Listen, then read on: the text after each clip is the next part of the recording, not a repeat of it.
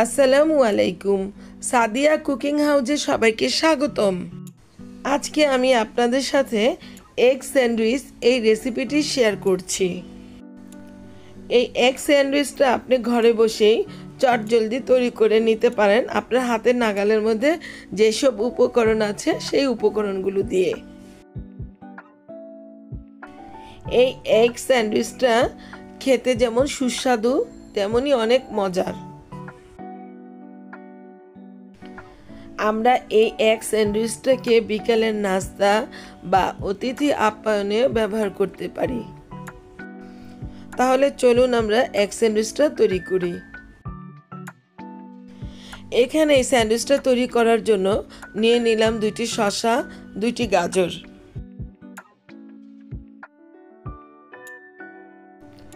শসাগুলোর উপরের খোসাটাকে ছাড়িয়ে নিলাম। এবার একটি গ্রেটারের সাহায্যে এগুলোকে গ্রেট করে নিব।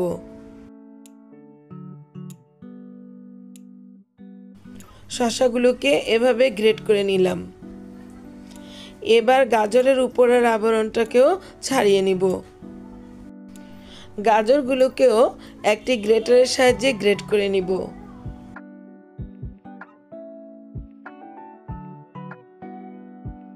গাজরগুলো গ্রেট করা হয়ে গেল। অন্যদিকে আমি 2টা ডিম সিদ্ধ করে নিয়েছি। এখানে 2টো ডিম নিয়েছি। এই ডিমগুলোকেও গ্রেটারের সাহায্যে বেশ ভালোভাবে গ্রেট করে নিব। ডিমগুলোকে গ্রেট করে নিচ্ছি। ডিমগুলো গ্রেট করা হয়ে গেল।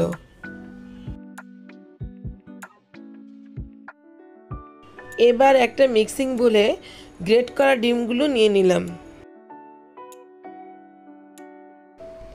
তারপর নিয়ে নিলাম গ্রেট করা শসাগুলো। এরপর নিলাম গ্রেট করা গাজরটা। এখন এখানে দিয়ে দিলাম 1 চা চামচ পরিমাণ কালো গোলমরিচের গুঁড়া। আপনারা ইচ্ছা করলে সাদা গোলমরিচের গুঁড়া ব্যবহার করতে পারেন। দিয়ে দিলাম 1/2 চা চামচ পরিমাণ চিনি, আরও দিলাম স্বাদ মতো লবণ। তারপর এখানে দিয়ে দিলাম 3 টেবিল চামচ পরিমাণ মেয়োনিজ। এবার এই সব উপকরণগুলোকে একত্রে ভালোভাবে মিশিয়ে নিব।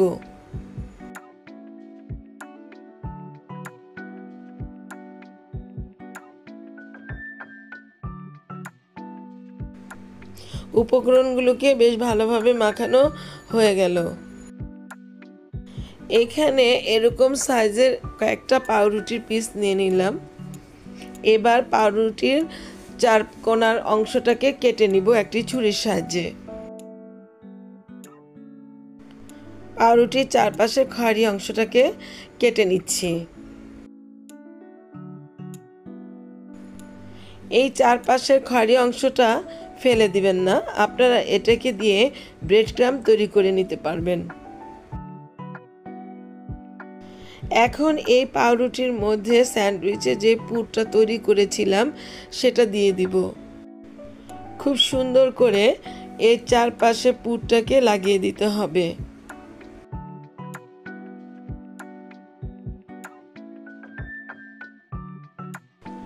চারপাশে পুরটার লাগানো শেষ। এখন আরেকটা পাউরুটি এর উপর দিয়ে দিব। এরপর একটা ছুরির সাহায্যে এর মাঝ বরাবর ত্রিভুজ আকারের মতো করে কেটে নিব।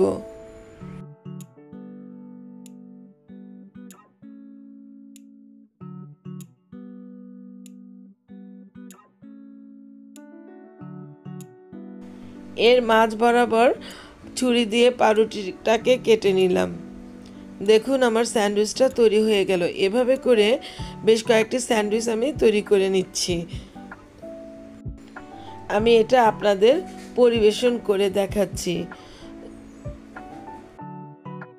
তো ভিউয়ার্স, তৈরি হয়ে গেল আমার এগ স্যান্ডউইচ।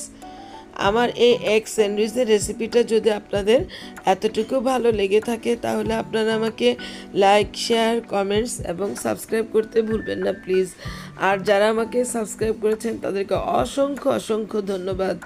আবার হাজির হব অন্য কোনো সময়ে অন্য কোনো রেসিপি নিয়ে। আল্লাহ হাফেজ।